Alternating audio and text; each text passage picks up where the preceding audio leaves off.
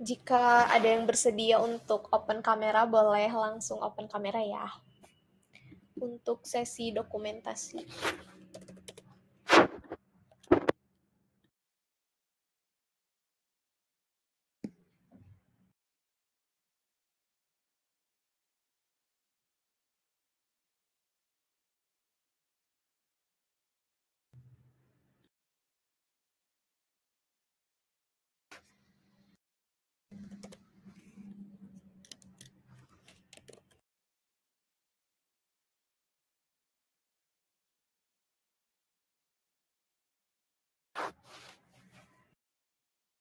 Baik, aku langsung dokumentasi aja ya.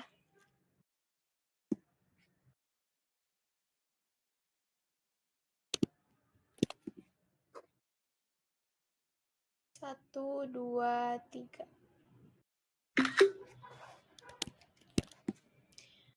Sekali lagi, 1, 2, 3.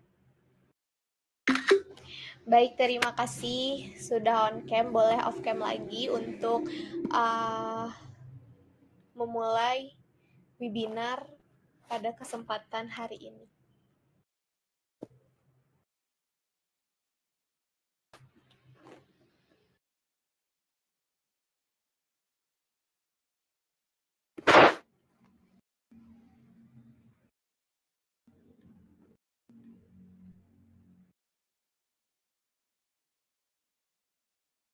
Baik, teman-teman, pada kesempatan hari ini saya akan menyampaikan webinar terkait Library TensorFlow untuk melakukan klasifikasi gambar.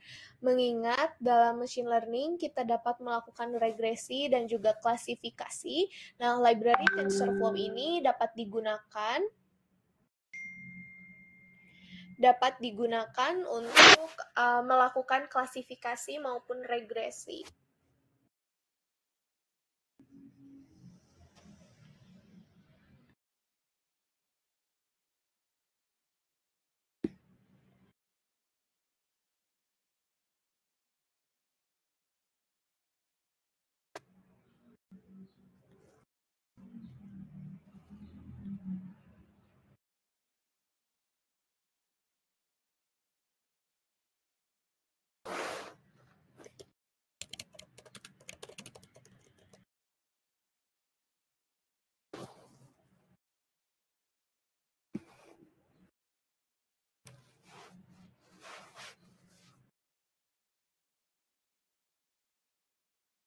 Adapun pada kesempatan kali ini, algoritma yang akan saya gunakan yaitu algoritma CNN atau Convolutional Neural Network, yang mana pada saat ini saya rasa algoritma CNN ini sering banget ya digunakan oleh mayoritas pengguna machine learning.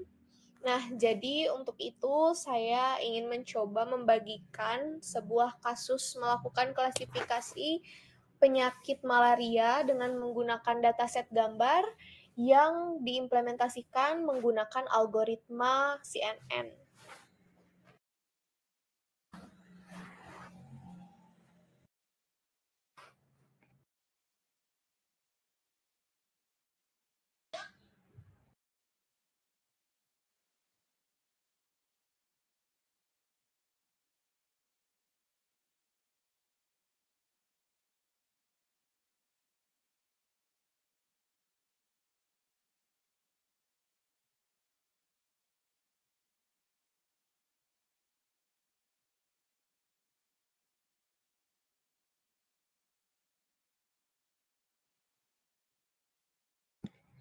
Oke, langsung saja ya. Untuk mempersingkat waktu, marilah kita mulai webinar pada kesempatan hari ini dengan mengucapkan basmalah.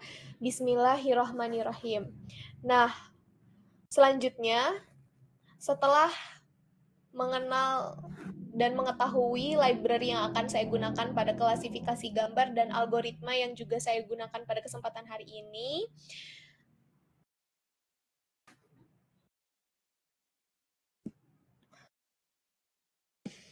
saya ingin memperkenalkan diri terlebih dahulu. Saya Tiara Febrianti, mahasiswa Teknik Informatika Institut Teknologi Garut, yang juga merupakan peserta studi independen bersertifikat di BISA AI batch 6 pada aktivitas data science.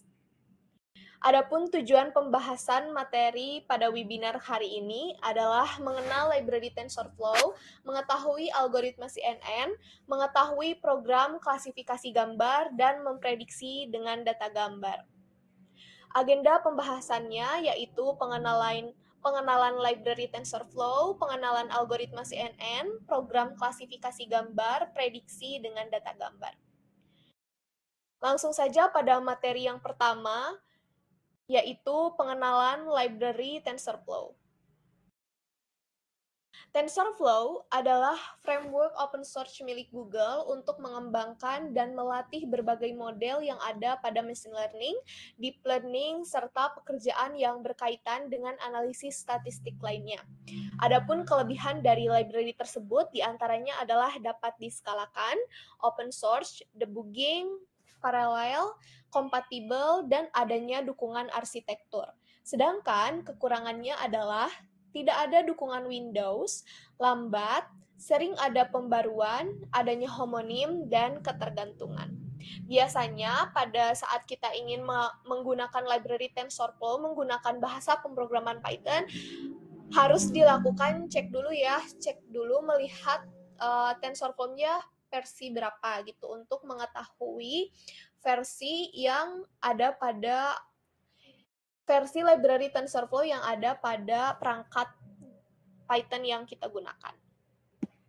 Selanjutnya untuk materi yang kedua yaitu algoritma CNN, yang mana CNN ini merupakan sebuah singkatan dari Convolutional Neural Network, merupakan salah satu jenis neural network yang biasanya digunakan untuk pengolahan data image.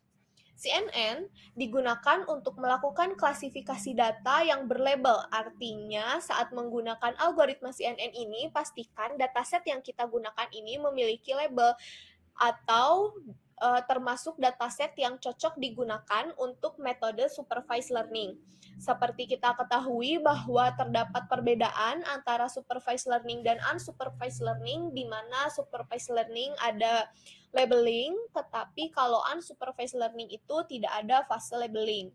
Secara teknis, CNN adalah sebuah arsitektur yang dapat dilatih dan terdiri dari beberapa tahap.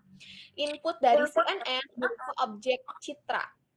Proses mendeskripsikan citra menjadi fitur yang dapat dipahami jaringan inilah yang membedakan CNN dengan jaringan syaraf lainnya.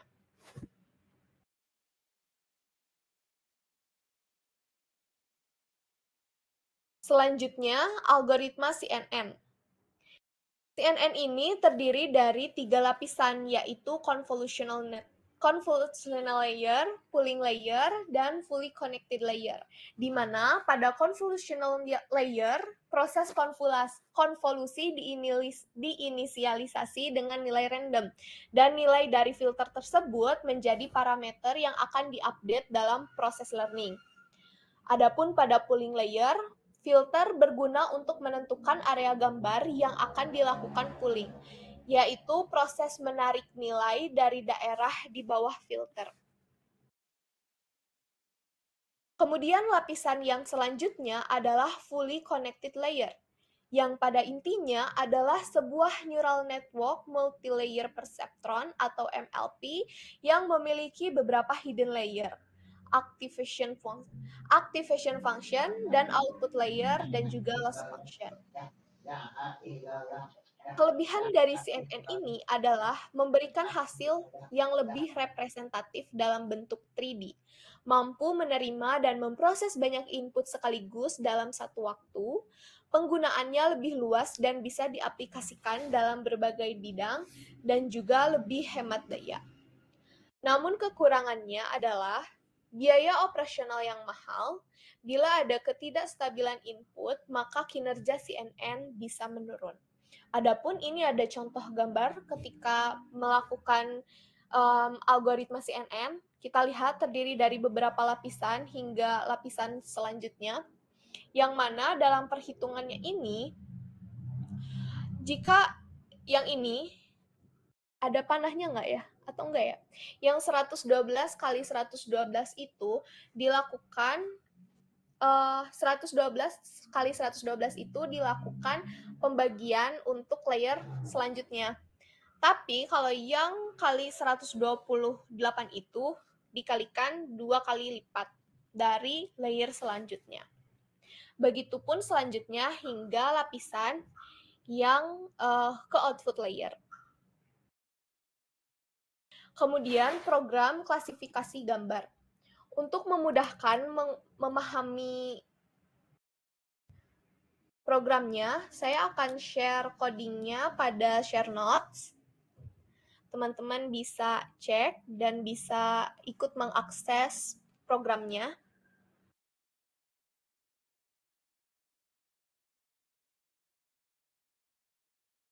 Nah, untuk program klasifikasi gambar ini, pertama saya langsung import library TensorFlow-nya dan cek versinya, mengingat versi pada TensorFlow ini sering berubah-ubah ya, maksudnya sering pembaruan gitu.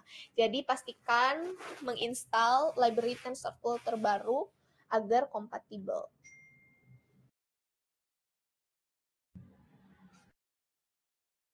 Nah, pada bagian ini, pada bagian pertama, setelah mendeklarasikan library TensorFlow, kemudian diperlihatkan versi TensorFlow-nya, pastikan juga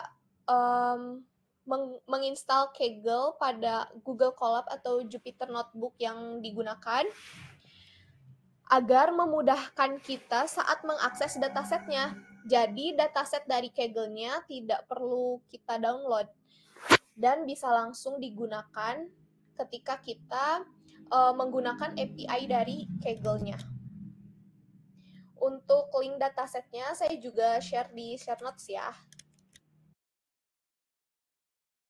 Datasetnya dataset publik yang berasal dari Kaggle untuk melakukan klasifikasi penyakit malaria dari data sel darah manusia.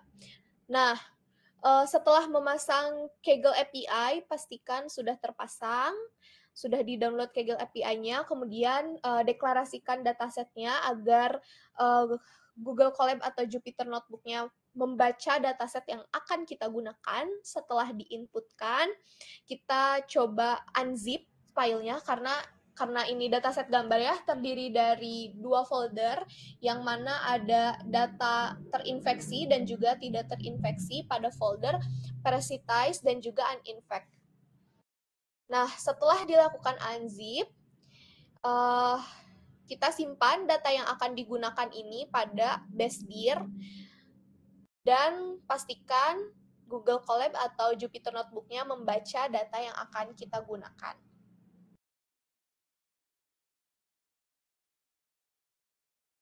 Selanjutnya, kita lakukan tahap preprocessing data di mana kita melabeling dataset yang kita gunakan seperti pada biasanya ya saat kita melakukan klasifikasi pada supervised learning harus ada labeling dulu, di mana labeling ini dilakukan untuk folder parasitize dikasih labeling terinfeksi dan uninfected dikasih labeling tidak terinfeksi untuk membedakan data gambar yang terinfeksi parasit malaria dan tidak terinfeksi.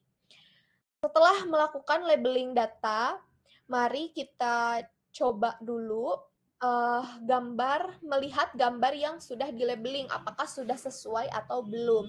Nah, ini untuk coding pada bagian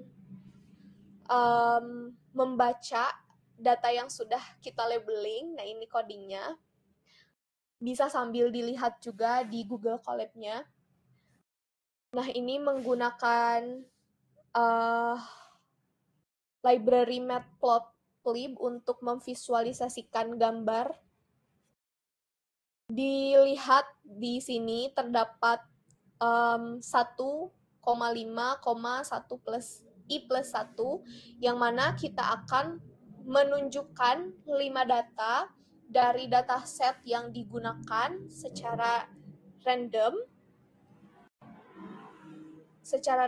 sesuai dengan labeling yang telah diberikan, sehingga outputnya seperti ini. Terdapat 5 gambar yang terinfeksi dan 5 gambar yang tidak terinfeksi, yang berasal dari dataset gambar yang telah dideklarasikan. Setelah kita anggap ini sesuai ya, datasetnya sudah menampilkan gambar yang sesuai, kita ke tahap selanjutnya, yaitu melihat visualisasi distribusi dari seluruh jumlah data antara kelas terinfeksi dan tidak terinfeksi.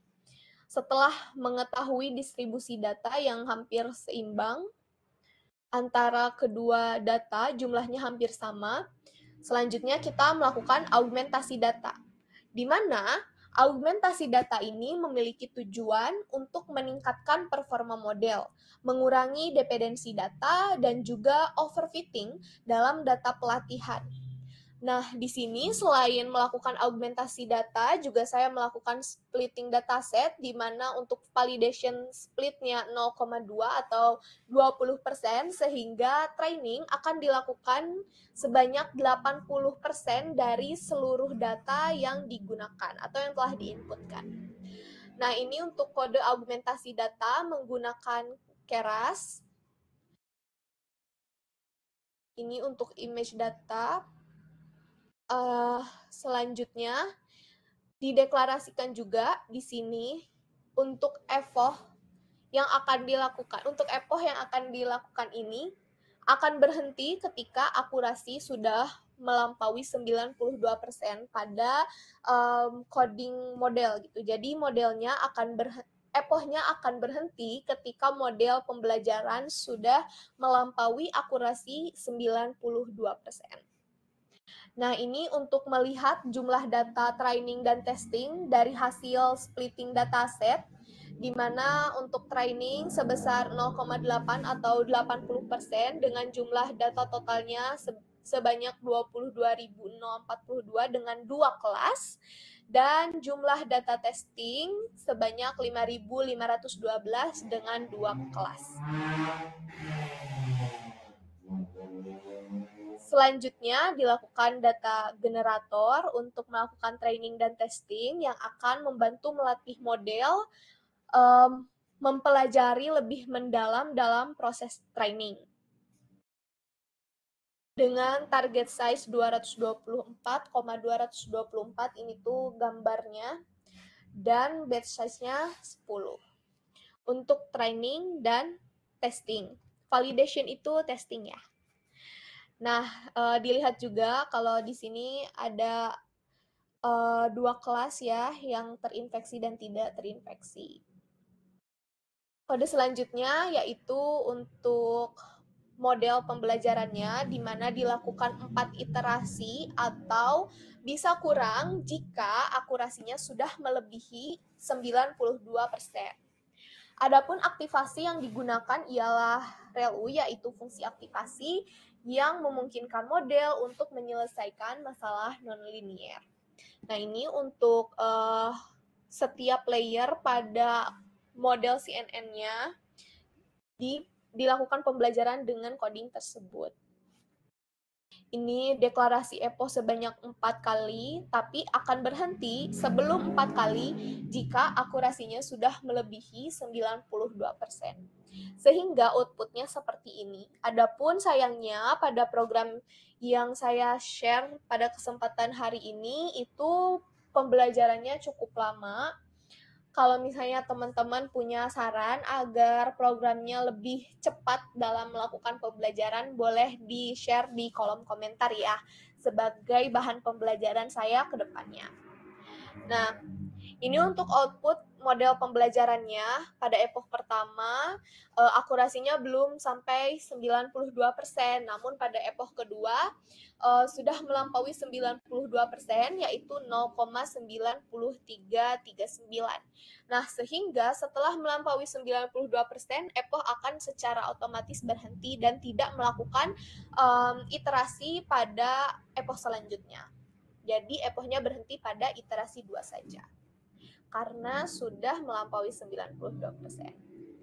Setelah kita ketahui bahwa akurasinya melampaui 92% dan diketahui bahwa dengan akurasi tersebut sudah cukup modelnya sudah cukup baik, dilanjutkan dengan visualisasi plot, akurasi, dan loss. Nah, jadi untuk yang ini adalah plot akurasi dan ini untuk plot loss.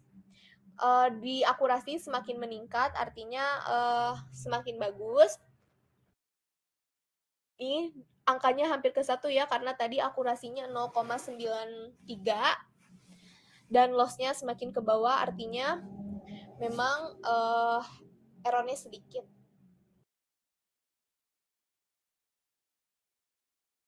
Nah, setelah kita ketahui bahwa model yang kita miliki ini bagus, memiliki akurasi yang cukup baik, kita dapat melakukan prediksi dengan data gambar. Jadi misalnya maksudnya tuh kita kan udah punya model nih, modelnya udah bagus dalam segi akurasi gitu.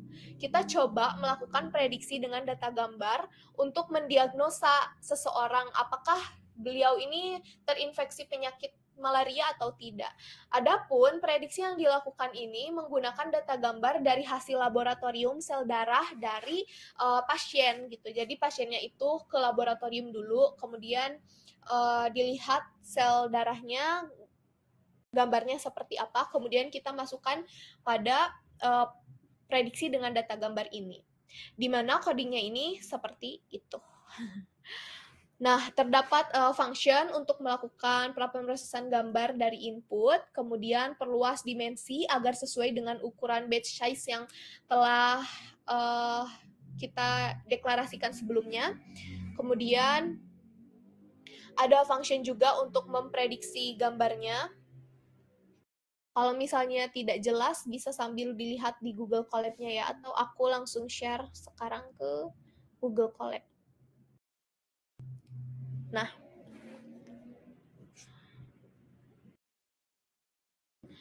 ini untuk codingnya. Untuk memprediksi gambar di mana jika ini kurang dari 0,5 terinfeksi dan jika tidak terinfeksi. Kita akan diperintahkan untuk mengupload file gambar dan membaca file gambar yang diunggah pada kode ini. Kemudian gambar yang diunggah akan dimuat dan akan ditampilkan dengan ukuran 224,224 pixel dan dilakukan prediksi. Yang mana prediksinya ini akan menghasilkan apakah terinfeksi atau tidak terinfeksi sesuai data gambar yang dimuat. Nah, gambar yang digunakan ini berasal dari dataset yang dari Kaggle-nya juga, biar aku nggak salah masukinnya. Dari folder parasitize ambil 1 gambar dan uninfected ambil 1 gambar juga, kemudian uji coba membuktikan akurasinya apakah bisa memprediksi dengan baik atau tidak. Ternyata sudah bisa memprediksi dengan baik. Pada bagian ini prediksinya menunjukkan terinfeksi karena memang gambarnya diambil dari folder yang terinfeksi, artinya sudah bisa memprediksi dengan baik. Dan untuk prediksi gambar yang selanjutnya ini juga sudah melakukan prediksi yang sesuai, di mana saya mengambil gambar ya dari folder yang tidak terinfeksi dan prediksinya juga sesuai menunjukkan tidak terinfeksi.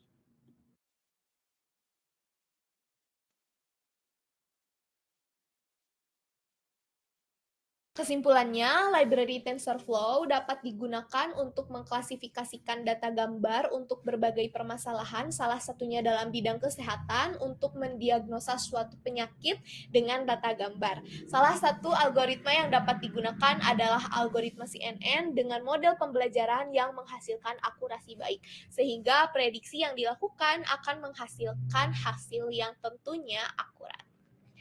Baik, rekan-rekan semua dipersilahkan untuk diskusi bersama aku, baik itu berupa pertanyaan atau berupa saran, mengingat tadi aku juga codingnya masih belum sempurna karena proses pembelajarannya itu butuh waktu hampir 30 menit atau bisa juga lebih dari 30 menit itu.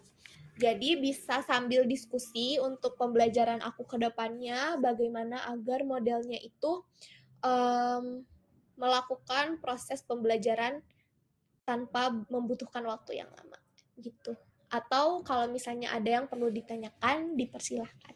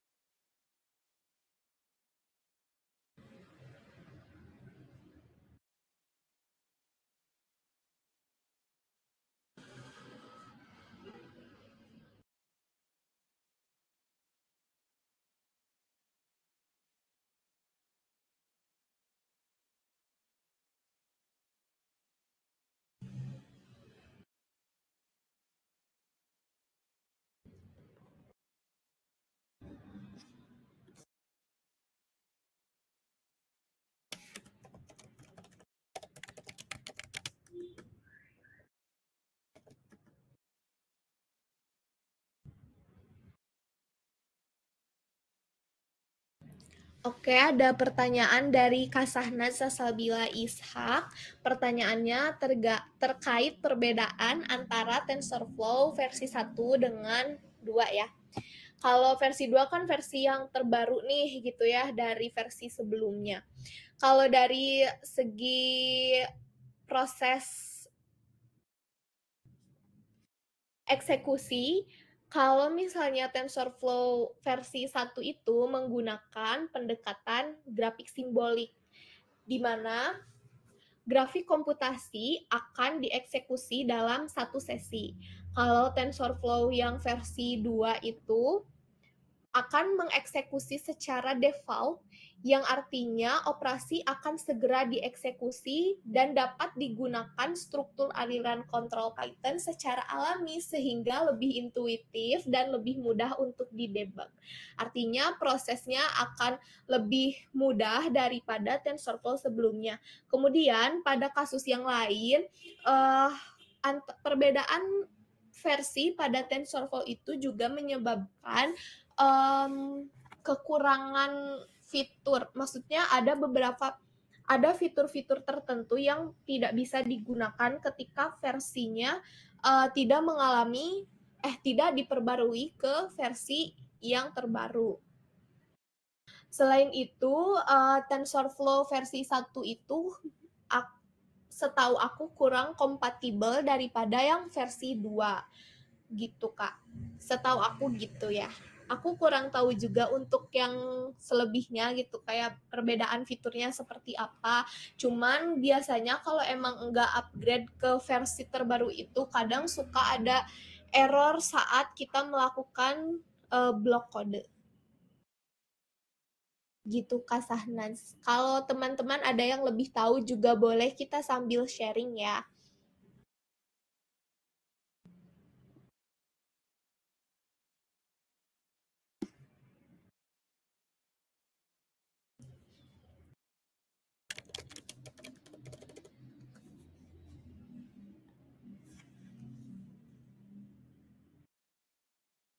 Baik Kak Sahnaz, sama-sama kembali kasih.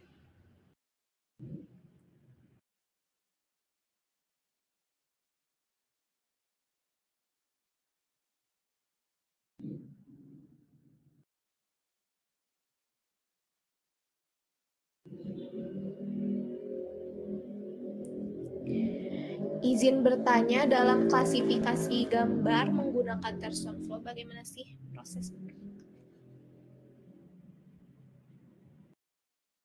Oke, pertanyaan juga dari Kak Arsal.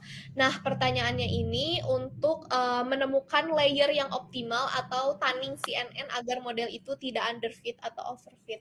Nah, kalau aku sendiri dalam menggunakan model kali ini ya dalam CNN aku gunakan augmentasi data dulu yang tujuannya memang untuk mengurangi overfitting pada proses pembelajaran gitu. Jadi pakai augmentasi data dulu untuk blok kodenya yang ini.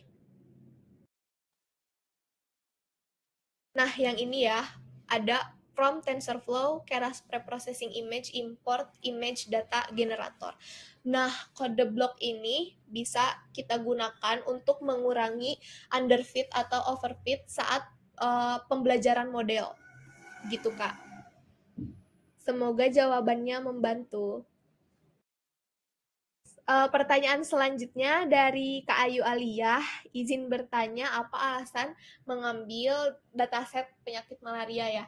Oke, kalau aku pribadi mengambil dataset penyakit malaria ini bukan tanpa alasan karena biasanya kan yang terkena penyakit malaria itu diambil dulu uji labnya ya, laboratoriumnya karena memang untuk mengetahui seseorang terkena malaria atau tidak tuh diceknya dari sel darah pasien tersebut gitu. Nah, aku rasa kedepannya mungkin ini juga bisa jadi inovasi di bidang kesehatan sehingga kalau misalnya abis laboratorium tuh kan biasanya dokter lama banget gitu ya ngetesnya mengetahui ini terkena atau enggak tuh biasanya nunggu berapa hari lagi gitu setelah laboratorium. Nah, semoga dengan adanya model ini tuh bisa membantu para tenaga medis juga mengetahui si pasien tuh nggak nunggu lama lagi gitu untuk tahu mereka terinfeksi apa. Jadi pasien tinggal datang ke lab, kemudian setelah punya data citra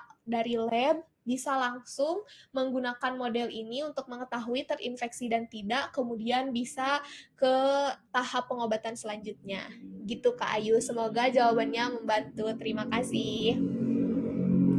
Selanjutnya untuk Kak Raihan, saya pernah ngalamin waktu pelatihan itu lebih dari 30 menit. Tapi saya pengen epohnya itu nggak lebih dari 30 menit. Nah, yang harus diperbaiki itu di layernya atau cari split datanya. Oke, aku juga Kak Raihan ini kayak masih 30 menit ya, 30 atau lebih gitu. 30 menit atau lebih untuk epoh ini. Hanya saja hanya saja memang kayaknya mungkin untuk dataset gambar ini karena ini datasetnya 28.000, kalau nggak salah jumlah datasetnya tuh emang 28.000, mungkin itu menjadi salah satu faktor kenapa model pembelajarannya itu lama. Nah, jadi kalau misalnya mau model pembelajaran yang nggak terlalu lama, bisa digunakan data citra yang lebih sedikit. Kemudian bisa juga mungkin ya, karena aku juga belum tahu kalau untuk layernya itu seperti apa. Namun yang aku rasa mungkin datasetnya bisa yang lebih sedikit gitu. Gitu Kak Raihan, semoga membantu ya jawabannya. Selanjutnya pertanyaan dari Kak Kirana. Bagaimana TensorFlow menangani data besar dan kompleks? Bagaimana TensorFlow menangani data besar dan kompleks? Oke. Kalau biasanya itu juga disesuaikan sama algoritma yang digunain ya. Kalau misal algoritmanya juga seperti uh, yang yang jadul tuh mungkin yang belum update gitu ya. Kalau yang terbaru itu lumayan kompleks juga bisa. Nah, kalau untuk menangani data yang kompleks tuh, hal pertama yang harus dilakukan adalah melakukan preprocessingnya dengan baik. Kalau misal kayak data aku yang banyak ini, lakukan labeling dengan baik gitu. Terus untuk layers, untuk maaf, untuk splitting datasetnya juga disesuaikan dengan baik. Baik itu mau menggunakan uh, enfold gitu ya untuk teknik splitting datasetnya atau enggak juga, tapi pastikan kesesuaiannya untuk splitting dataset dengan baik gitu. Kalau untuk library TensorFlow-nya sendiri, pasti aku sih kalau untuk data kompleks pastikan menggunakan augmentasi data, karena menurut aku itu berguna banget untuk pakai augmentasi data atau image data generator, itu bermanfaat banget dalam model pelatihannya gitu untuk mengatasi model kompleks dasar. Soalnya ini juga aku pakai dataset yang banyak banget gitu ya, 28.000. Jadi aku rasa itu bisa digunain sih augmentasi datanya dari TensorFlow gitu. Yang image data generator itu bisa digunakan gitu Kak Kirana. Semoga membantu ya Kak jawabannya. Kalau misal teman-teman ada yang lebih tahu juga, boleh kita sambil sharing ya. Pertanyaan selanjutnya dari Kak Mujadid. Bagaimana TensorFlow berinteraksi dengan teknologi atau framework lain dalam ekosistem machine learning saat mengimplementasikan klasifikasi gambar?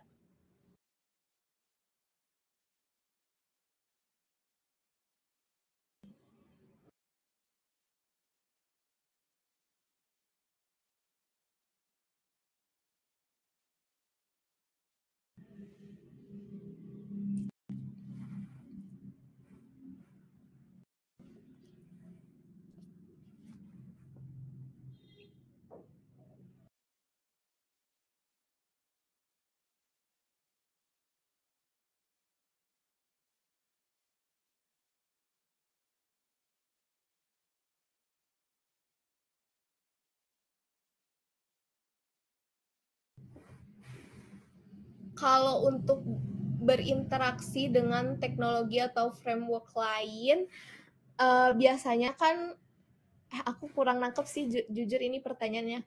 Maaf ya kamu jadi kalau misal untuk interaksi sendiri kan TensorFlow tuh bisa juga digunakan pada pemrograman lain ya selain aku. Jadi selain di Python juga bisa digunakan pada JavaScript gitu.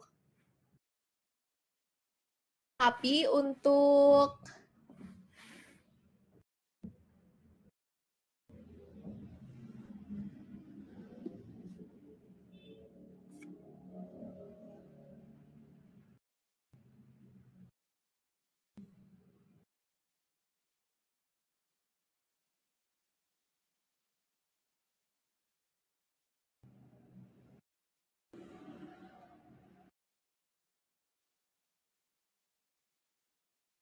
interaksi, untuk interaksi sendiri biasanya kalau TensorFlow biasa interaksi sama Keras ya.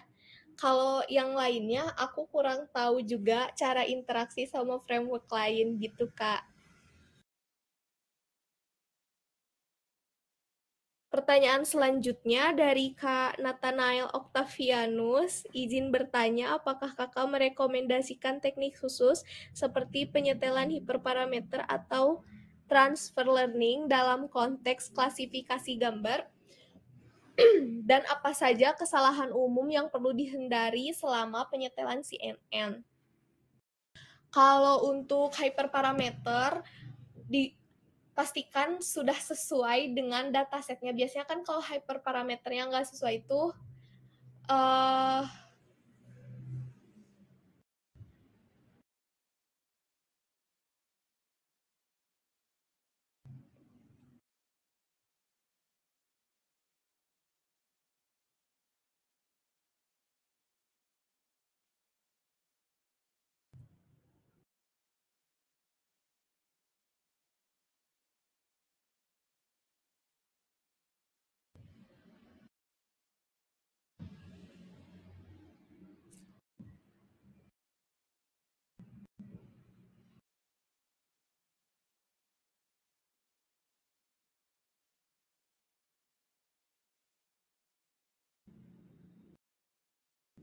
biasanya kan kalau nggak sesuai sama datasetnya itu mempengaruhi ke akurasinya.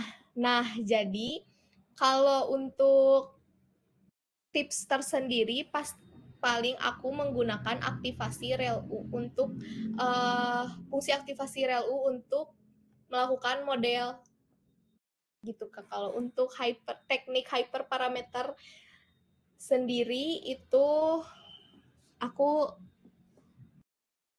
kurang aku nggak merekomendasikan teknik khusus apapun gitu.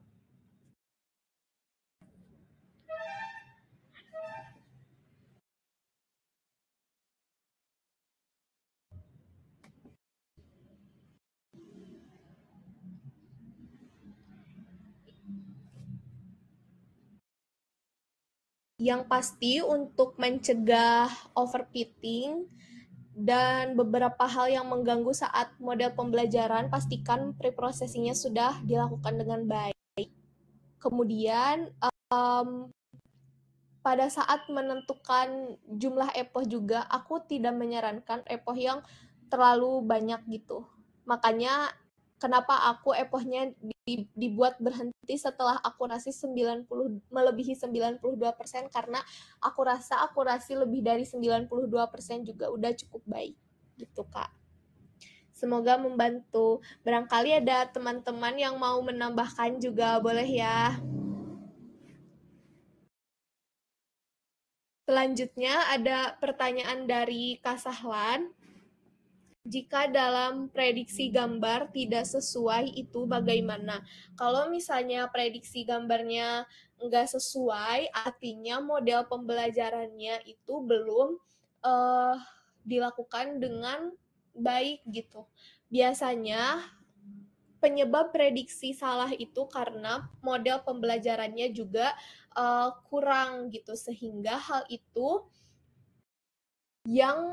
itulah yang harus diperbaiki gitu pada bagian pembelajarannya atau trainingnya, baik itu dari aktivasinya atau dari setiap layer yang digunakan. Kemudian jumlah epochnya juga bisa mempengaruhi gitu Kak Sahlan, sehingga menyebabkan prediksi gambarnya nggak sesuai. Jadi pasti sebelum melakukan prediksi gambar sudah melakukan model training dengan baik gitu Kak Sahlan. Semoga jawabannya membantu ya semuanya. Barangkali ada saran atau masukan atau menambahkan juga boleh, karena aku juga masih proses belajar ya. Selanjutnya dari Teh Nadia ada pertanyaan juga, kira-kira untuk mencapai akurasi yang baik jumlah data yang paling ideal berapa ya? Kalau untuk jumlah data sendiri pas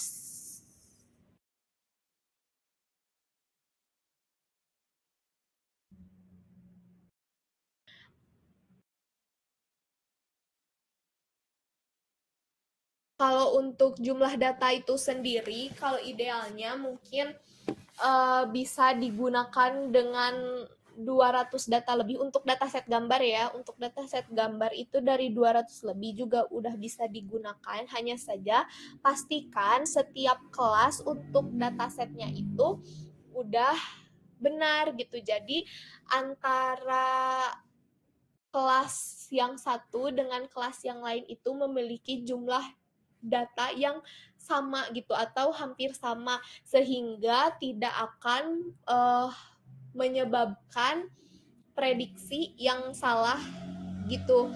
Mengingat kadang pada beberapa kasus pembelajaran juga kan ditentukan sama data nih, dataset. Nah, kalau misal ada yang berat sebelah atau misal di kelas yang pertama itu datasetnya lebih banyak daripada dataset yang kedua gitu. Nah, itu bisa menyebabkan prediksinya salah meskipun akurasinya juga enggak meskipun akurasinya besar gitu. Kadang prediksinya salah karena pada saat training gambar yang lebih banyak bisa lebih digunakan untuk apa ya, gimana ya katanya, bisa saja pada gambar yang lebih banyak itu diprediksi benar gitu, sedangkan prediksi itu belum tentu benar karena datanya lebih banyak gitu. Nah, itu bisa dianggap jawabannya gitu. Kayak si model pembelajarannya bukan jadinya nggak sesuai, tapi melihat data yang ini lebih banyak, jadi hasil prediksinya disesuaikan dengan data yang lebih banyak. Nah, jadi saat ingin menggunakan dataset juga pastikan selain jumlah datanya itu banyak atau bisa lebih dari 200 atau 300 untuk data gambar. Nah, pastikan juga jumlah setiap kelasnya sama atau hampir sama untuk biar enggak overfitting. Ya. Pertanyaan selanjutnya, gitu ya karena dia semoga membantu jawabannya. Barangkali ada tambahan atau sanggahan boleh di kolom chat ya. Selanjutnya pertanyaan dari Kak Claudia Angeliani, izin bertanya kalau ketepatan kan di 92% sudah cukup untuk dikatakan sesuai. Kalau persen minimal akurasinya berapa? Kalau untuk akurasi sendiri, setahu aku punya indikator tersendiri ya. Ada indikator akurasi dikatakan excellent, bagus, dan kurang gitu. Biasanya untuk mencapai akurasi yang excellent itu dari 90 sampai 100%. Gitu Kak Claudia Angeliani, semoga membantu jawabannya. Barangkali ada teman-teman yang ingin menambahkan, boleh. Kalau untuk selanjutnya pertanyaan dari Kak Rendika. Nah, bertanya terkait tes data sama validation data itu bedanya apa? Kalau aku nggak ada bedanya. Jadi dalam penulisan ada yang pakai validation ya. Itu maksudnya validation itu testing gitu. Gitu Kak. Nah ini juga tulisannya validation itu untuk testing gitu. Tapi aku nulisnya validation. Kayak gitu Kak.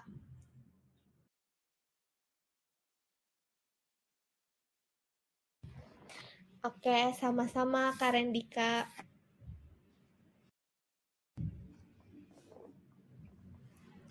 Baik teman-teman, apakah ada yang inginnya lagi? Cukup banyak ya pertanyaannya. Berikut ada juga beberapa pertanyaan yang aku kurang memahami seperti pertanyaan dari Kak Nathanael juga aku kurang memahami jawabannya. Uh, Mohon maaf itu sudah pasti karena kekurangan aku karena belum terlalu mendalam juga belajar library TensorFlow-nya gitu. Aku sedikit share contoh klasifikasi yang aku gunakan aja dengan library TensorFlow. Teman-teman jangan ragu untuk menambahkan jawabannya ke aku agar kita semua sama-sama belajar dan mendapatkan ilmu baru pada webinar hari ini.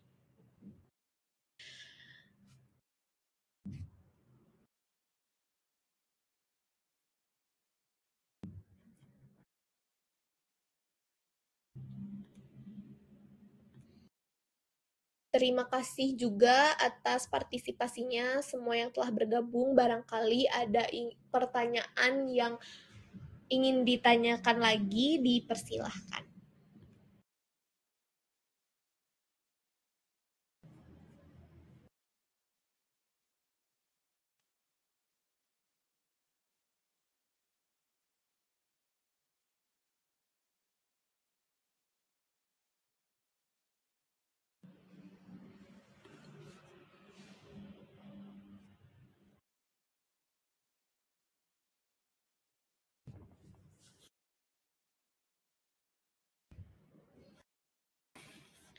Saya tunggu 2 menit. Jika ada yang ingin bertanya lagi, dipersilahkan ya.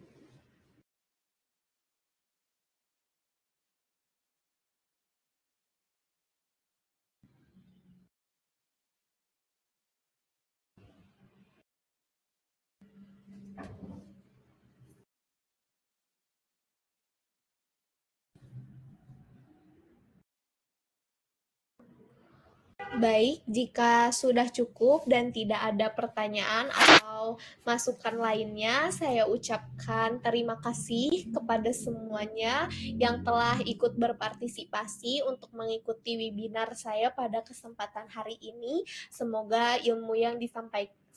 apa yang saya sampaikan dapat menjadi ilmu baru yang bisa diimplementasikan dalam kehidupan teman-teman dan juga menjadi sebuah jembatan agar model machine learning-nya lebih baik.